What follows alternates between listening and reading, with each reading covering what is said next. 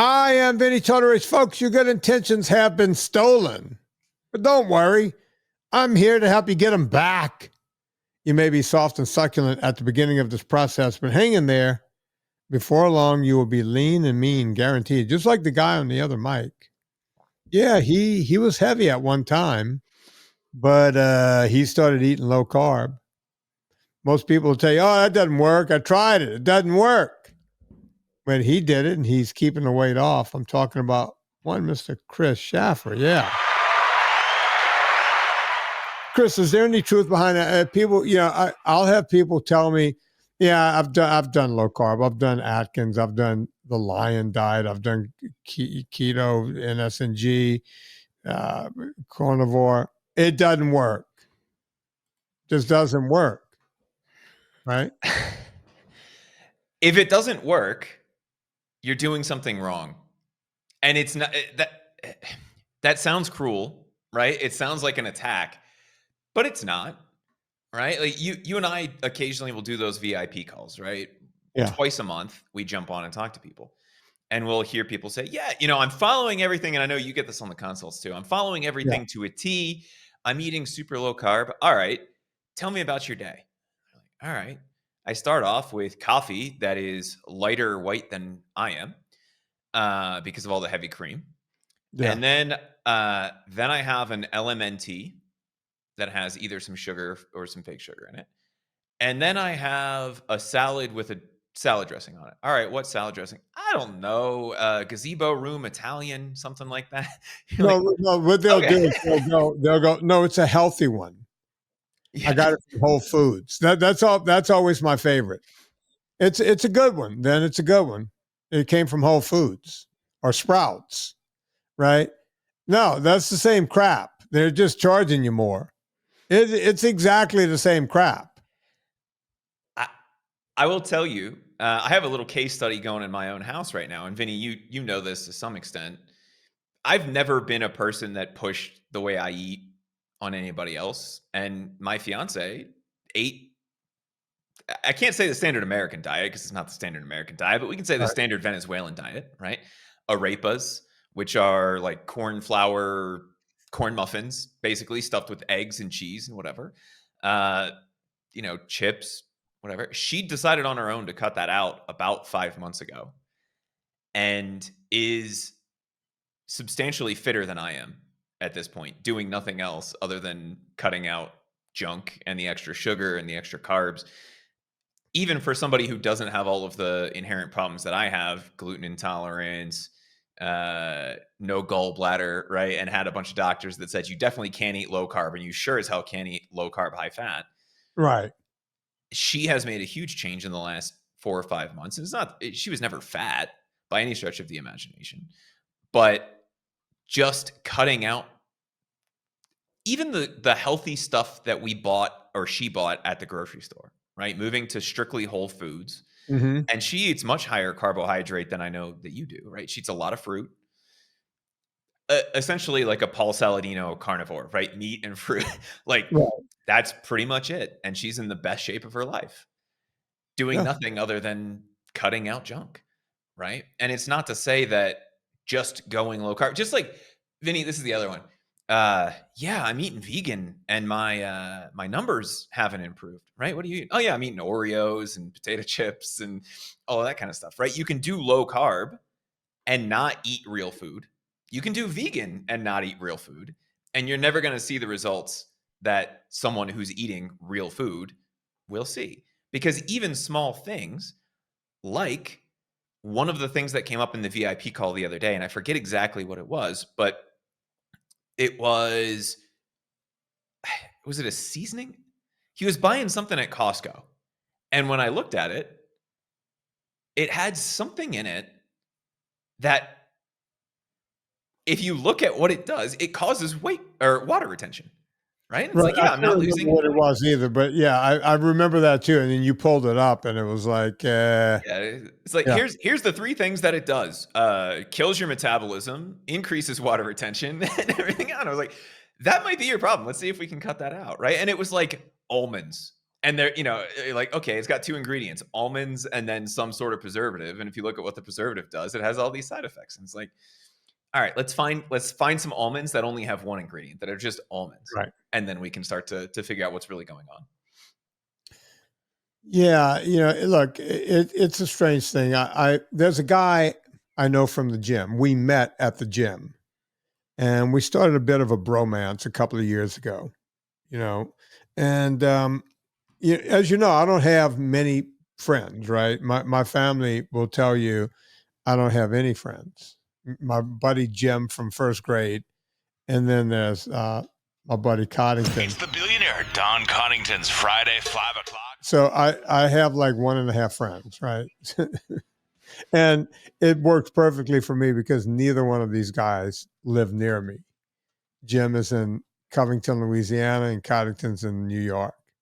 So that's the only way I can have friends. But I met this guy. He's a nice guy. He's my age, and I got to know him a little bit. Super guy, just really nice guy. We'll call him Matthew because, well, that's his name. And been to Matthew's house, a few times. I'll go over and, pretend to have a drink with him by the pool whenever it's, warm out, that kind of thing. And his wife is just a delight, right?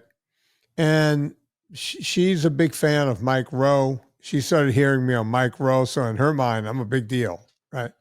Like, hey, tell me about Mike Rowe. It's like, you know him as well as I know him a little bit, but I don't really know him.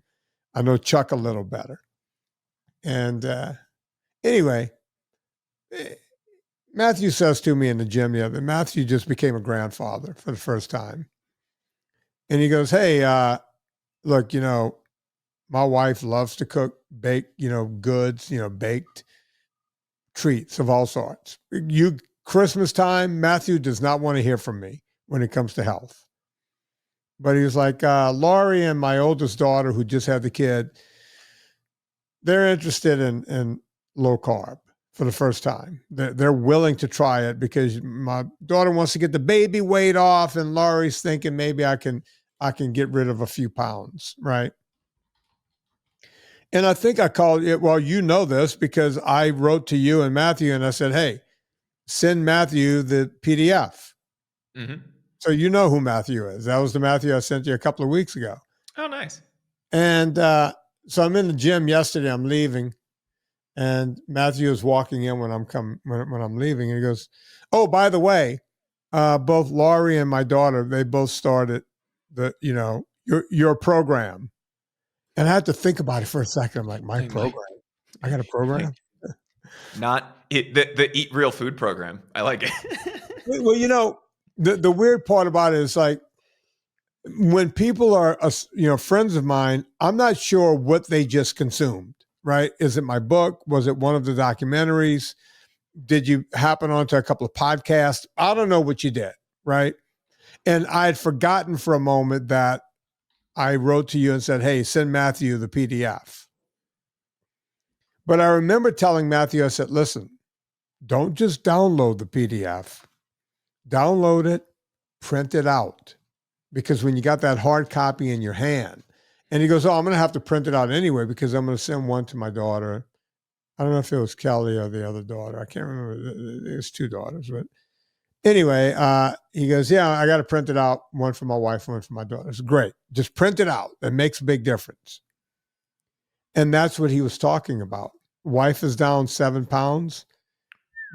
Daughter's down double that. And the reason being is the daughter had, she just had a baby. So it's kind of cheating, right? She's losing the baby weight and the whole thing. And she's still breastfeeding. So that helps, and it's just the whole deal. And it makes me feel so good. It reminds me that, oh, wait, I am doing some good, right? Because here is a real case right in front of me that I can see, that I know of. And they didn't do anything else except that, right? And then I had another story, Scott King, right? The guy who, Scott will tell you he's never paid me a dime.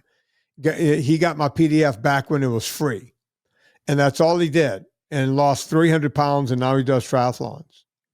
Well, it takes a lot for me to get a tear in my eye, but Scott texted me some pictures the other day of his daughter.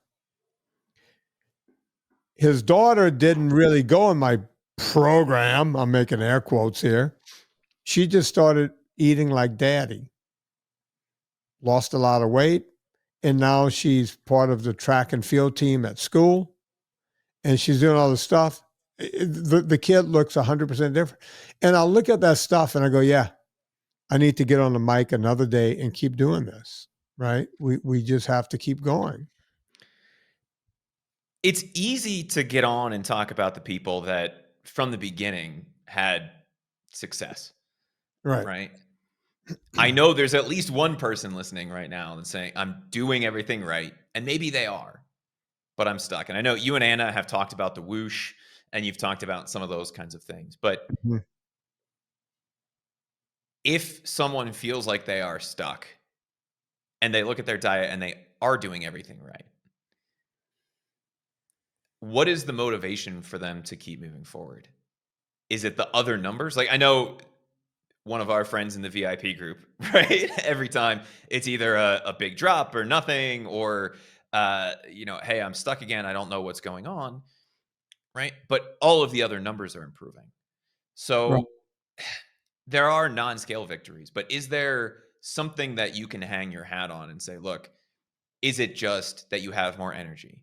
Like, what are the things that you would say someone should look for if they haven't seen that big drop in weight? Well, the guy you're talking about is Brian. We won't say his last name here, but he's in a VIP group, and he's a hard loser. And I get where he is, right? He's had some health problems. And I think his father or someone may have died of heart disease. I can't remember the whole story because I talk to so many people every day. But he doesn't want to end up dead before it's time to be dead, right?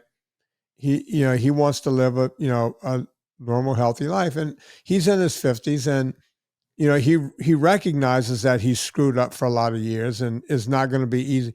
The thing about people like Brian is Brian realizes that this is a long haul. Now, we found a few things along the way that might be stopping Brian from losing weight, right? But he's still only losing ounces at a time, right? And he's still I think he's in a 250 range or something. I can't really remember. Sounds right. He'll let us know if we get it wrong. Yeah, but his other numbers are getting better, right? Like his A1Cs are going down, his triglycerides, everything is coming into check, right? So there's a lot of non-scale victories for guys like that, right? And it does befuddle me sometimes. Sometimes we find what the problem is, right? I famously tell the story of the woman when she told me her story over and over on a consult, it's like, well, shit, she eats better than I do. I'm not really getting this, right? I'm missing something. And then on the third lap of the story, turns out, long story short, she's drinking a bottle of wine every night. I didn't ask about alcohol consumption because everything else was so perfect, and she exercises and does everything else. It didn't occur to me that she was drinking a bottle of wine per night. Right. And that's what, and by the way, she lost several pounds. She lost like 40 or 50 pounds in spite of that. And then it stopped, right? It stopped. And by the way, folks, I don't think this woman's an alcoholic, right? She came home, she and her husband would have a glass or two right after work and discuss their day. And then, no, they would have a glass while they were discussing their day. They would each have another glass while they would prepare dinner together. And then they would open a bottle for dinner, right? And there were that couple. And there was another guy like that. He's done several consults with me from the Central Valley of California. What do they do in the Central Valley? They grow grapes. It's wine country. Anna lives in that area, right? It's ridiculous. They serve wine for breakfast in the Central Valley, right? And this guy works in the wine industry. He's tasting wines all the time because that's what he does for a living. I get when those people have trouble losing weight, right? Because their diet is still depending on sugar, and alcohol is not optimal, right? So I get those. The ones like our friend Brian, a little more difficult. You know, it's not, you don't see it right there on the surface. But it's good because he's not giving up, he's exercising, and all of his numbers are all coming into check. So I'm not really worried about him. I didn't mean to go off on a tangent there, but No, and I think it's an important thing to think about, right? Because there are going to be a large number of people who either think they're doing everything right or are doing everything right and haven't seen the scale side of that shift yet. And figuring out what the victories are can be a challenge for people. It's obvious if you're somebody like David Woods, right, where you have a sky high A1C that has fallen off a cliff now that you're doing everything right. And even when you fall off the train, you get right back on a few days later and everything keeps heading in the right direction. But if you don't have that obvious thing of either weight loss or like one metric that you're looking at, it can feel frustrating.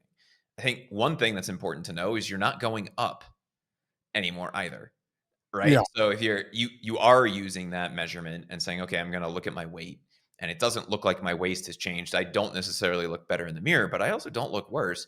Then we're headed in the right direction. And I think for some people, it does take substantially longer for your body to understand what's going on. You're either going to have very high levels of inflammation. You're going to have a bunch of things that your body needs to figure out first before it goes, all right, now we can figure out how to drop some of this weight, right?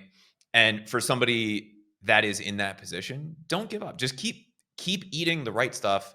Look at the ingredients of the things that you're doing if it's not a steak, right? Like anything that you're buying, because there's crap hidden everywhere. And I think that's another lesson. And I know you and I have talked about that in the past, and you and Anna have talked about that in the past. It's just one of those things where it's like, dude, if I didn't know any better, I'd say there was a conspiracy to make me fat, right? Like, Right. it doesn't come from that place. It comes from the place of, let's see if we can get them to eat another handful of almonds today. Because if we can get them to eat another handful of almonds today, then that means they buy another bag next week.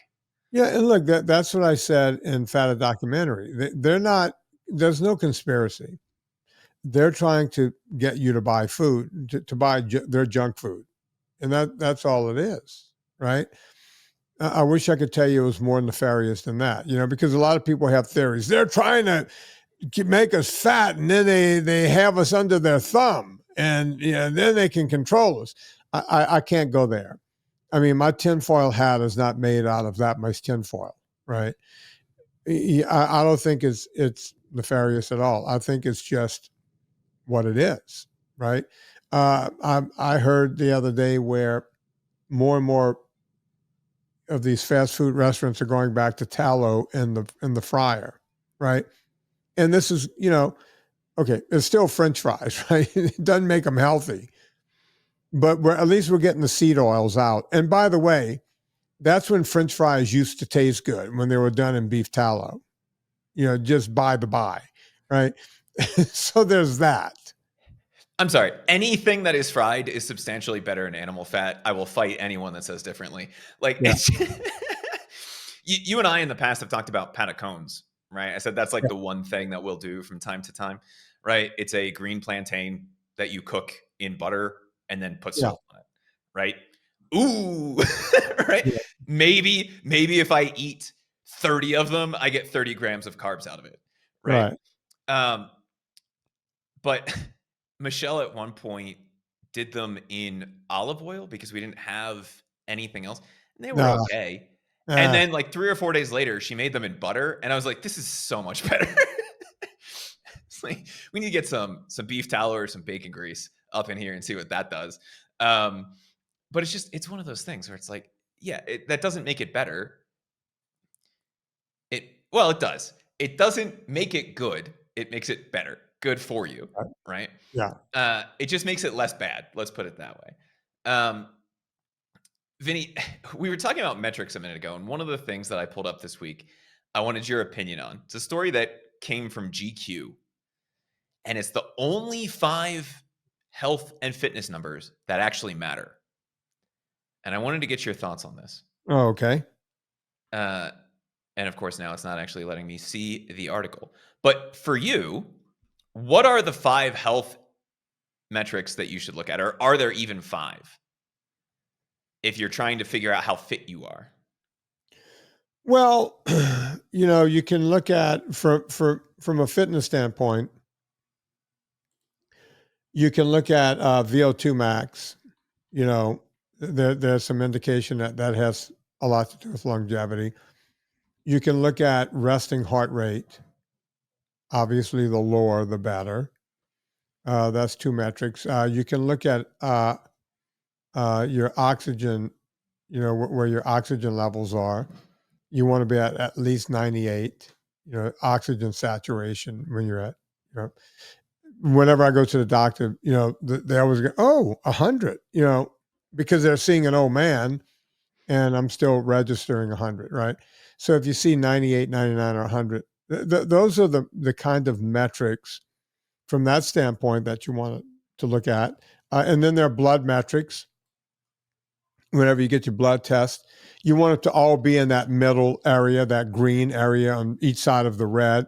So there's all of that. And underneath that, there are things you could do about it. You can get things like your magnesium checked or your B vitamins checked, because it all matters. Your vitamin D checked. So there's those metrics. And then there's the metrics of, just simple things. Grip. How long can you free hang from a pull-up bar? And then there's, and it's really hard to do this because men and women are going to be different, and different age people are going to be different. But you should start looking at the metric of, your anaerobic fitness, right? How much can you lift? How many push-ups can you do at a certain age, and how much were you doing just a year before? So there's no cut and dry metric. And on top of all of those, flexibility. I know that sounds crazy. So if you say, are there 5? There's so many ways to measure health. And when you're an idiot like me that's trying to juggle all of them, it becomes a lifestyle. It becomes a life, right? Because I don't like giving up the things I enjoy, right? I want to know that I can go snow skiing until I'm 80. I want to know that I can go water skiing until I'm 80, or ride a mountain bike, or the occasional, as I've done in the past year, hop on an off-road dirt bike, right? Motocross, and just go. Things that I was able to do when I was younger. You can still do those things if you have strength, if you have a good VO2 max, if you have a nice resting heart rate, if you have coordination and flexibility, right? And if you don't have those things, bye-bye skiing, bye-bye, all of it, motocross, mountain biking, and what have you. Did you pull up what theirs are? And I'll see if I agree or disagree with theirs. So I don't know if these are in order because they don't have numbers next to them, but the first one was VO2 max. Okay. So it sounds like you're in a little bit of an agreement there. HRV, not resting heart rate, but heart rate variability. Okay. Consistency of sleep. So I'm assuming that means getting the same amount every night. Respiratory rate, so breaths per minute, and the number of steps that you take. Those are the 5 that they're saying are the only 5 that really matter. Is there anything in there that you disagree with, or are all 5 of those a decent place to start? Well, all of those kind of went around. Yeah, it's a good place to start, right? HRV is also good. I didn't think of that. It's the amount of variation, in between the intervals in your heartbeat. And that all plays into VO2 max.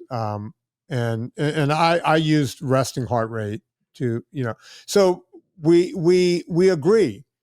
And look, when that whole BS started coming around, 10,000 steps a day, people are 10,000 steps a day. You think that's good? And I'm like, sounds like a start. Maybe, I don't know, And then I bought it was called a Mudmaster.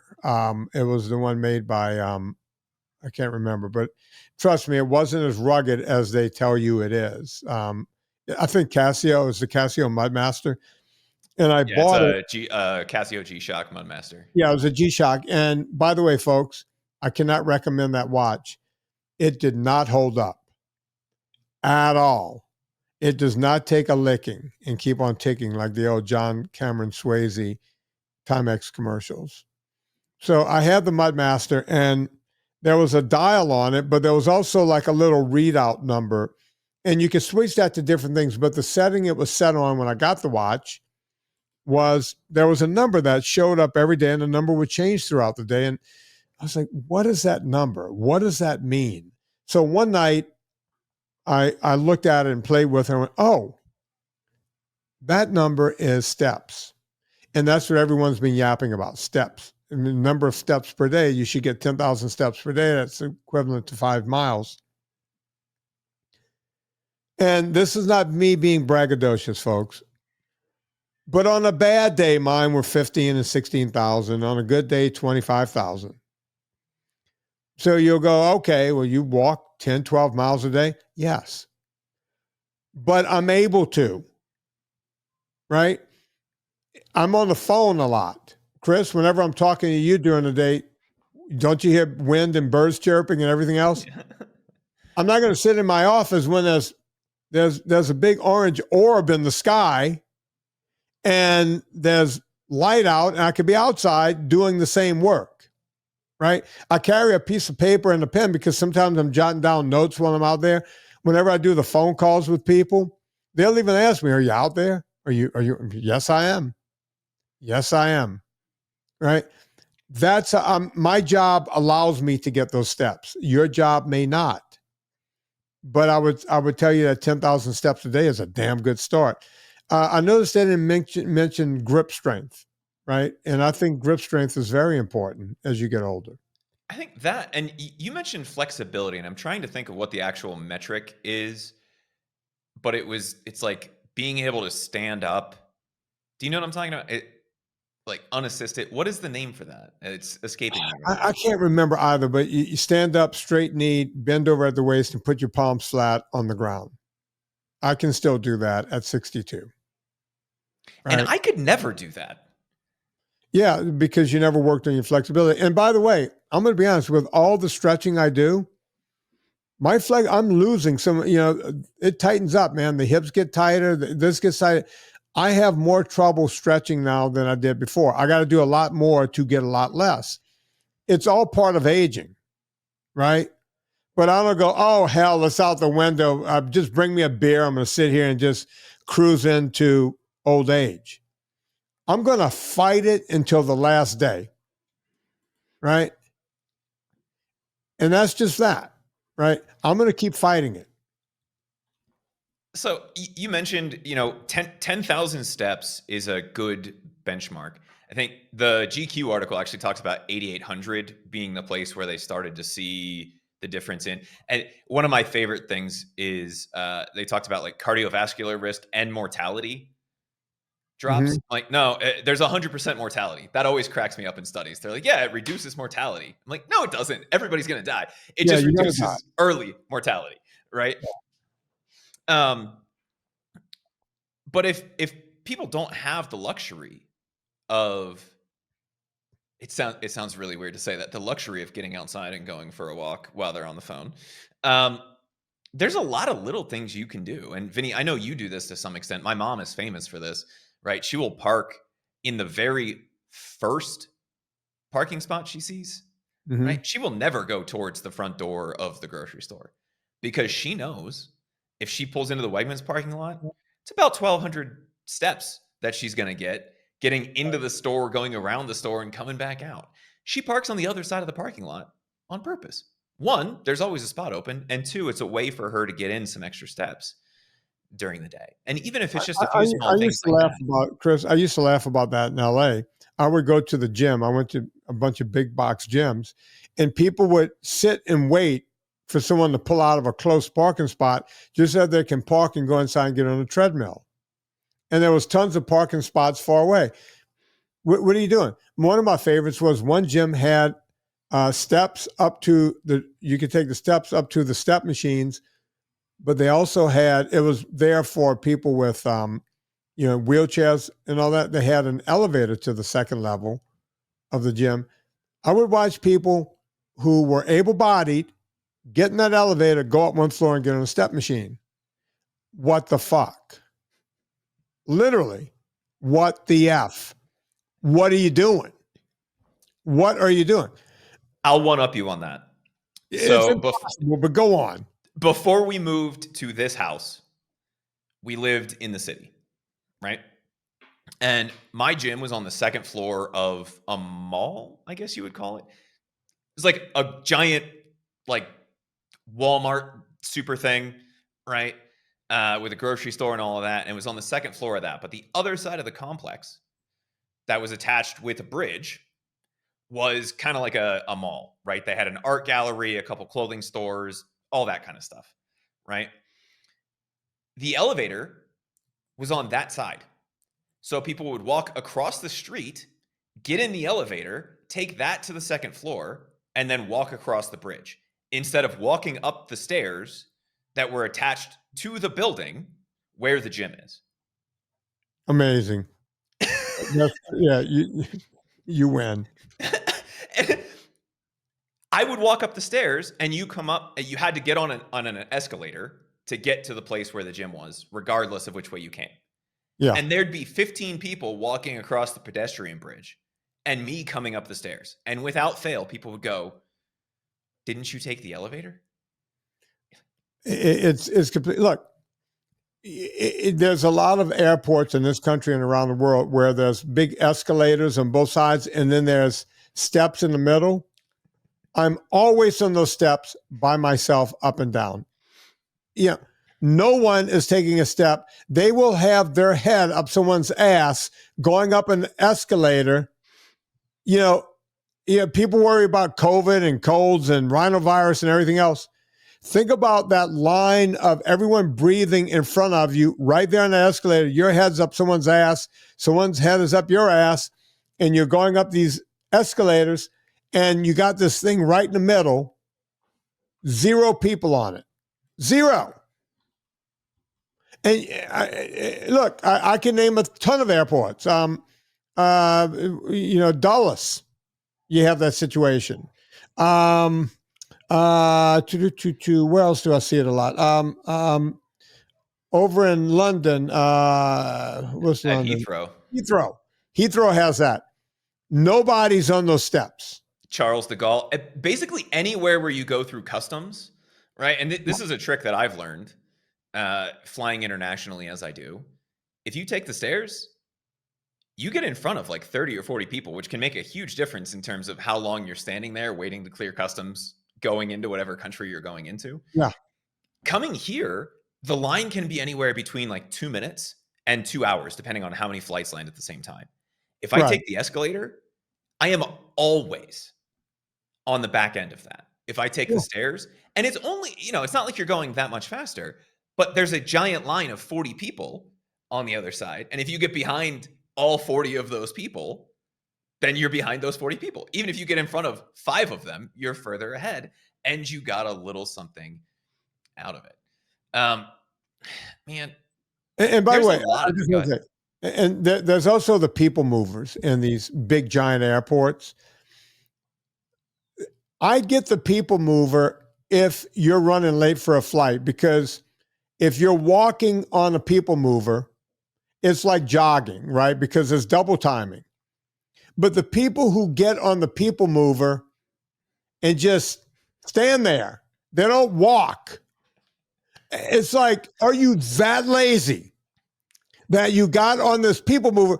And look, people, I know someone's going to see me next month in an airport on a people mover, and in South Carolina or somewhere, because I'm in Charlotte, because I'm running late, because those connections are quick, right? And sometimes if you take off 5 or 10 minutes late, they're loading the plane. When you get off of your plane, your other plane, they're waiting for you.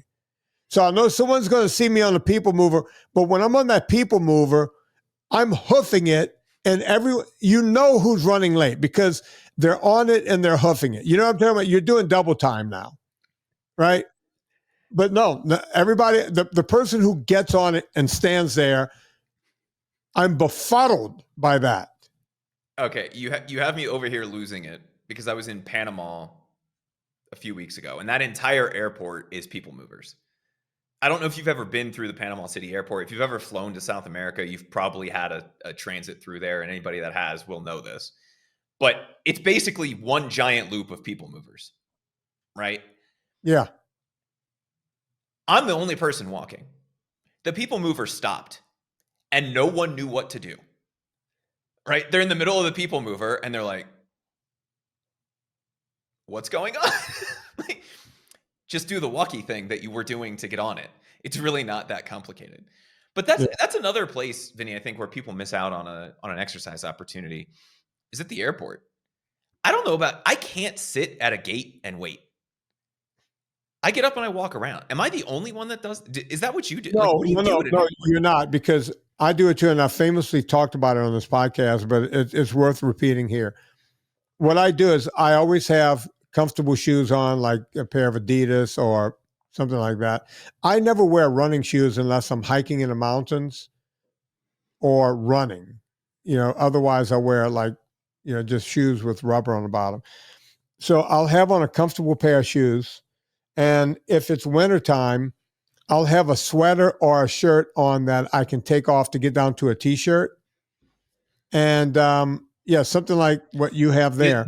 This is my airport go-to, right? Because it keeps you warm enough. It's like a 3/4 zip. Right, when you're outside, you're warm. When you're in the airport, you can take it off. So what I've learned is, I get to the gate. I'm always there early. I check with my gate. And then I start walking. And I'll walk through all the way back through my corridor and then go down another one and come back.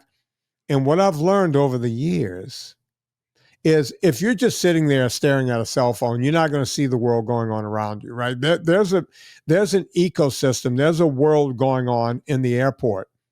What you'll notice is you'll walk, and because I'm a guy, heterosexual guy, I'll see a cute woman. Oh, she's cute, right? And they'll pass you. And then 20 minutes later, when you're circling back, they pass you again. But then you might notice another dude.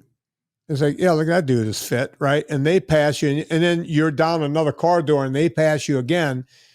You start realizing that there's a whole system of people who can't sit at the airport.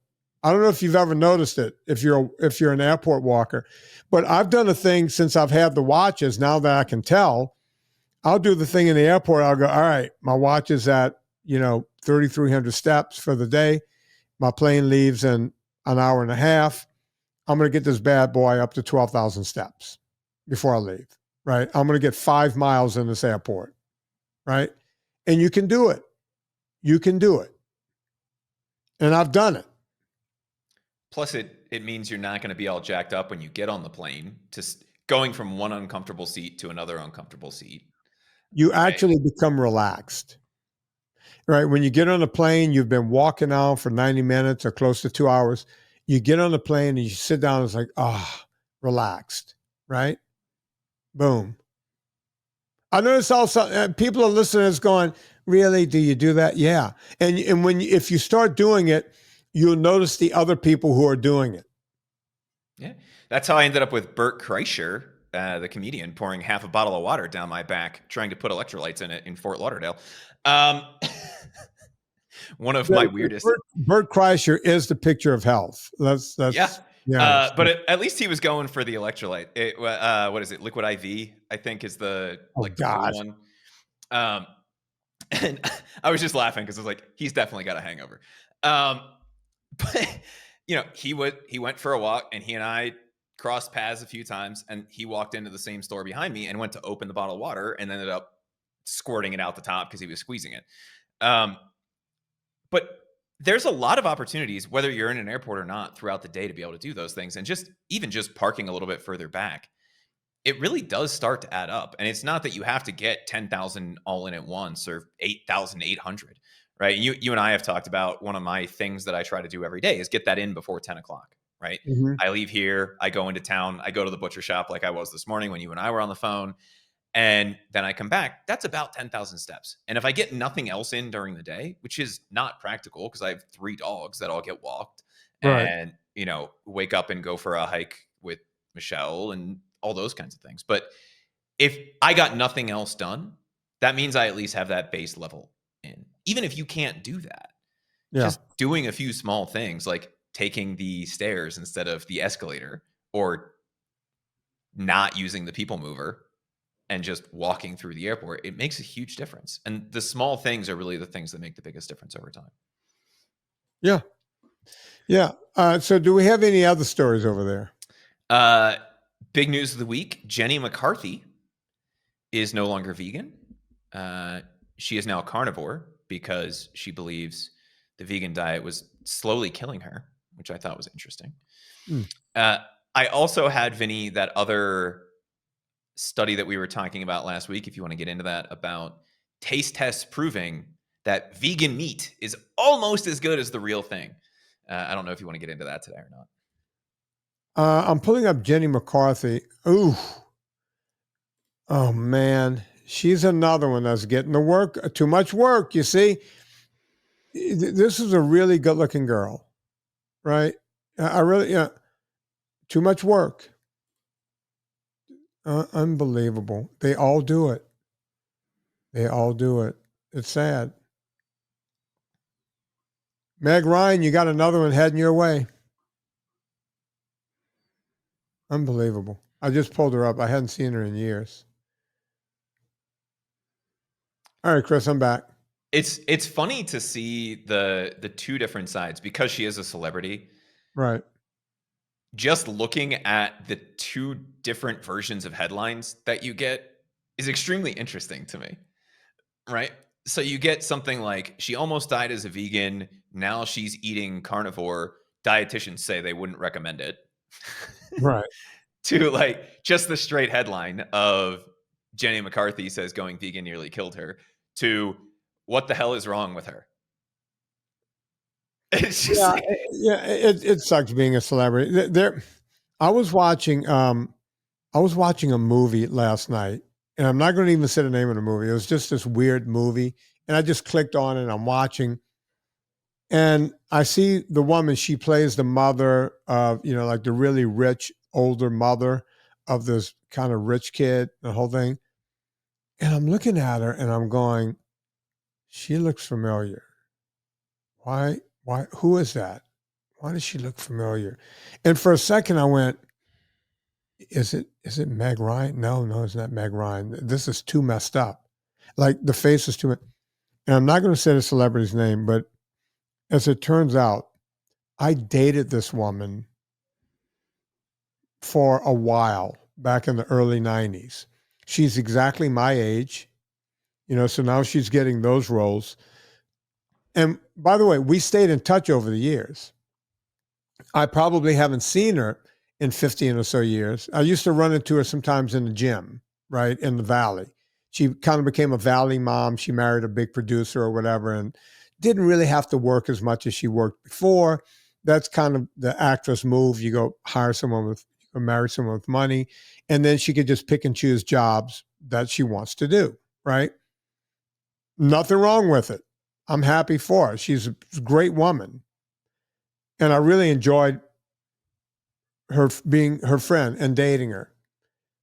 I did not recognize her. How is it a woman that you slept with at some point in your life, you thought, who is this woman? She looks kind of familiar. Something in her eyes looked familiar, right? It's weird. It's that weird. Remind me after the show and I'll tell you who it is and I'll have you look her up. And just do it before and after. Yeah, I should go do that and say, hey, look for old pictures of this woman and then find new pictures of her and you'll see what I'm talking about. It's really upsetting what these women are doing, right? So anyway, I don't know how I got onto that. What else you got, Chris? So we alluded to this last week, Vinny, because we ended up talking about bacon. But one of the things that has cracked me up over the last few weeks are just reading through headlines on all this different stuff. And this one grabbed my attention last week because it starts with the hedging. And the headline is, these vegan meat brands taste almost as good as the real thing. Taste tests prove it. Almost as good. New research shows which products are close in a new metric they invented called taste parity and which need more work. We mentioned last week bacon was one thing that was not close. The ones that they're saying are the closest are here. Let's see if I can find this again. And to be clear, the way that they tested this was they went to a food testing group and gave these tests in restaurants. And the top level of this says, oh yeah, they surveyed 2,000 people for this. But what they ended up doing was over 121 products. They divided that 122 products. So it's 2,000 people divided by 122 products, right? So they had like 10 or 15 people taste each one. Right. And then say, oh yeah, I liked A better than B or B better than A when they put it next to the real thing. Right. So if it was a vegan hot dog, they put it in a bun. If it was vegan pulled pork, they put it in a sandwich. Right. They said 20 plant-based products were rated the same or better than their animal counterparts in terms of overall liking by at least 50% of participants. The 5 best were unbreaded vegan chicken fillets, vegan burgers, and vegan chicken nugget brands. The thing that just makes me laugh out of all of this is, what does a chicken nugget taste like? It doesn't taste like chicken. Like, I don't know. I mean, the last time I had a chicken nugget was probably 15 years ago or 20 years ago. But that's not like a chicken flavor. You're tasting fry oil and breading. So I get that there's taste parity there, right? Like, you might be confused.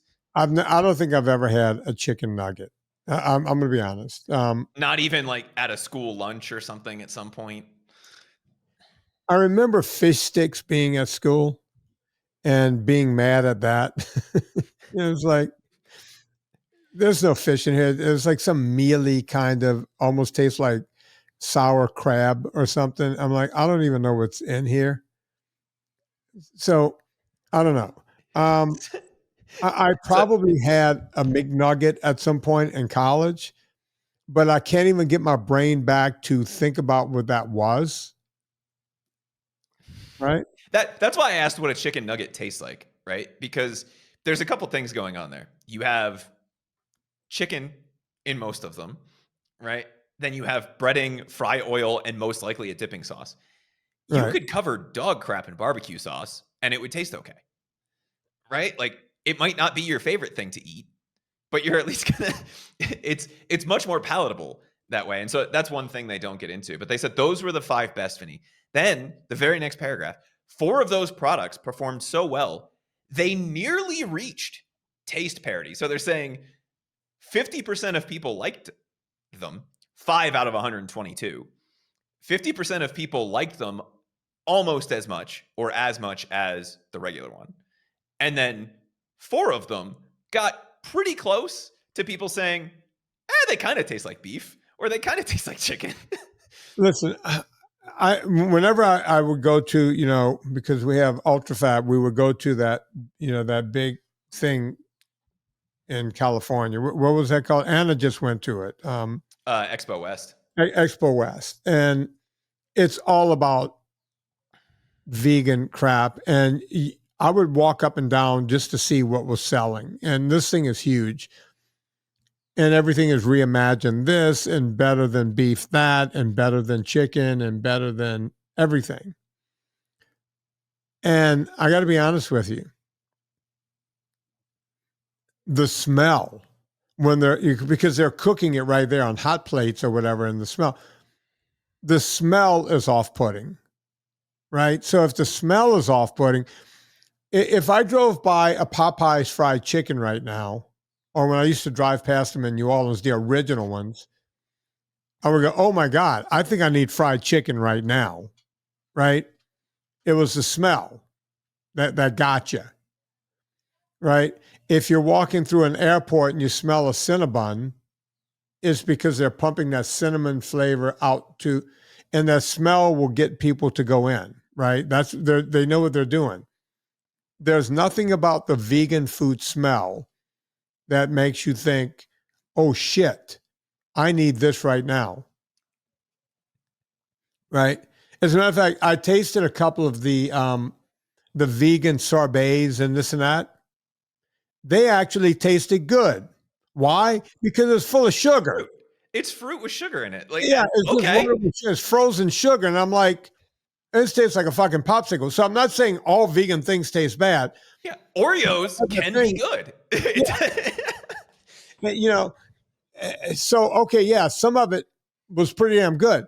But when you walk by the chicken reimagined, tuna fish reimagined, chicken nuggets reimagined booth, it smells like death. It smells horrible.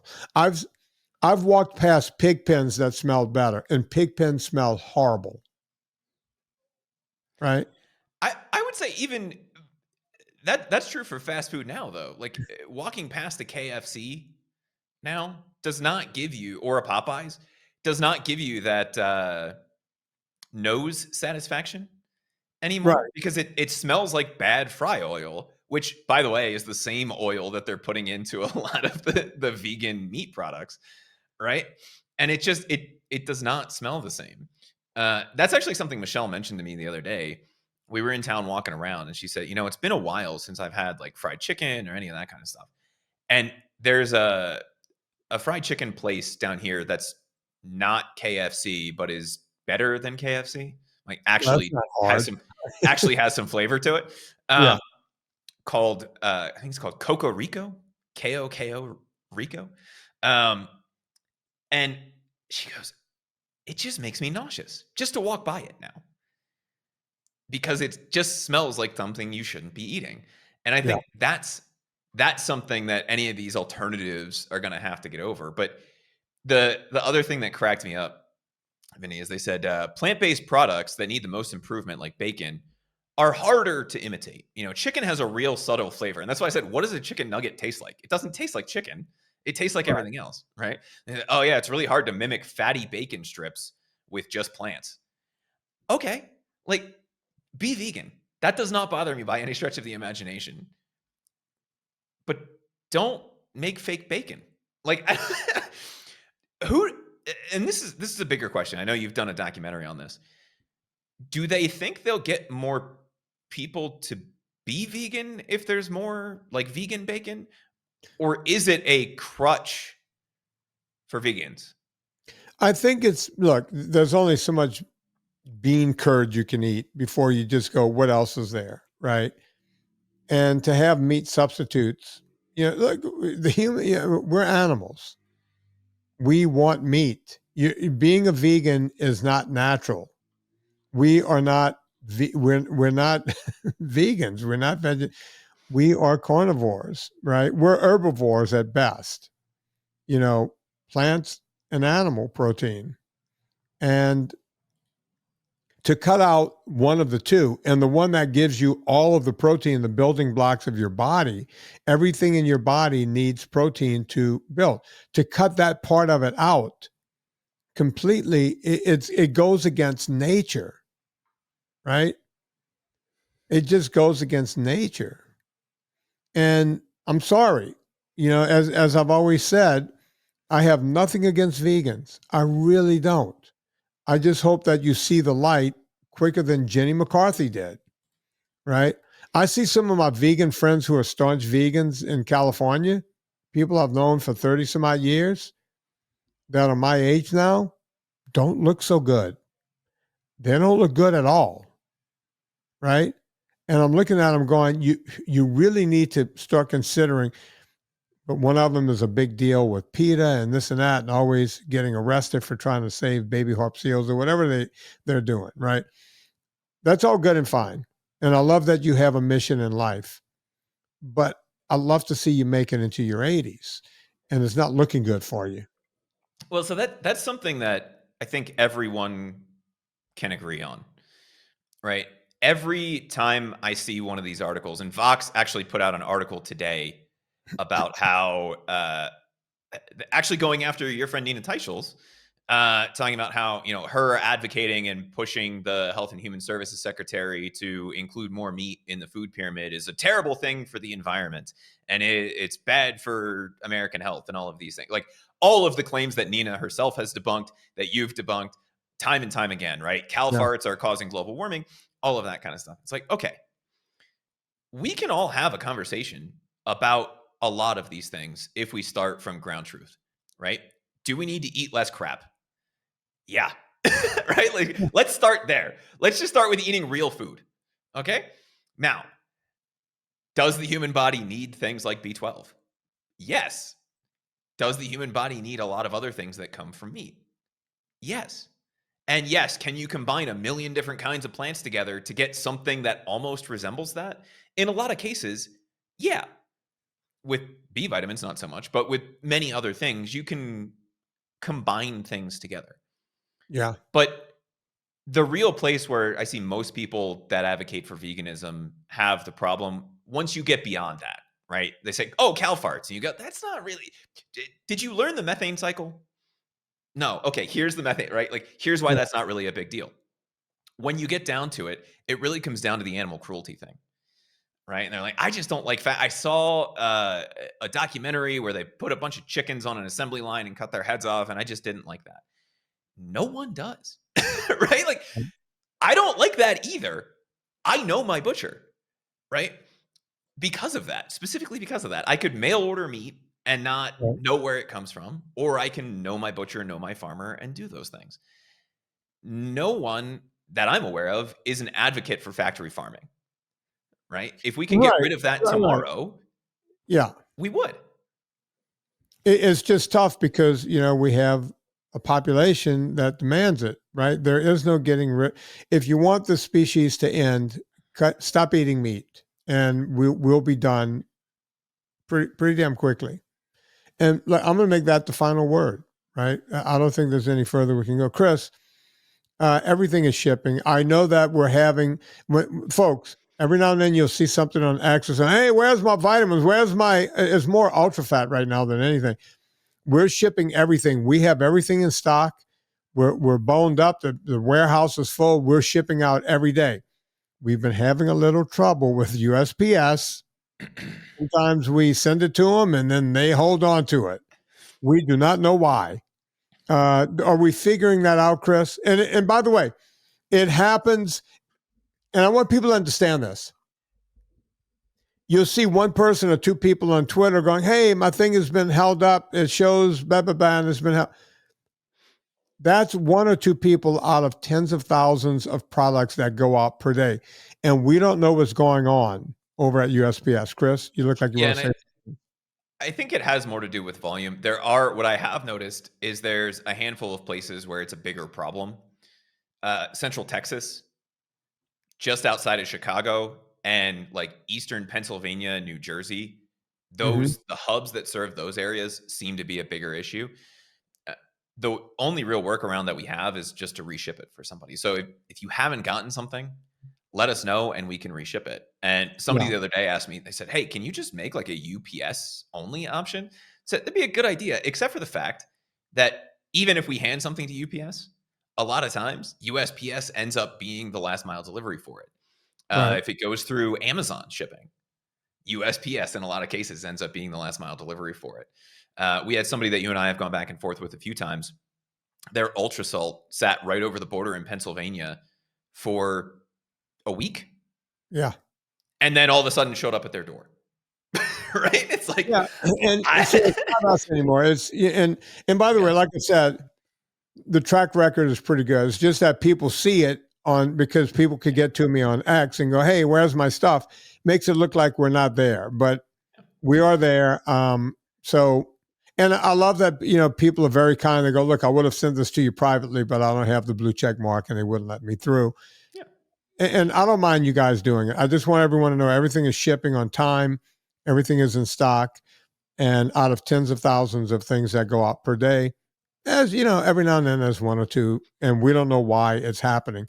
Rate and review this podcast. Before you go to Amazon, go to VinnieTortorich.com.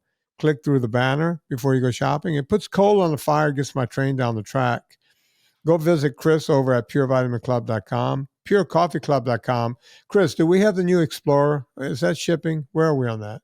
I think it'll start shipping before this airs. So it'll be shipping by the time this is. You want Explorer, folks, go get it, because I just picked up some beans. I don't know if it was shipping out or not. Pretty good, right, Chris? It's good. Yeah, you're going to love it. So go check that out at purecoffeeclub.com. And of course, we're getting to springtime. Everyone's mountain biking and hiking and everything else. You want the ultra fat sitting right over my head there. Ultra fat. Go get some of that stuff. Chris, you reminded me of 2 songs. So we got to play 2 songs here on the way out. Oh, no. So on behalf of Chris, and let's see if you remember why we're playing these. On behalf of Chris Shaffer, my name is Vinnie Tortorich. Put life into living. And let's do it with Miss Suzanne Vega.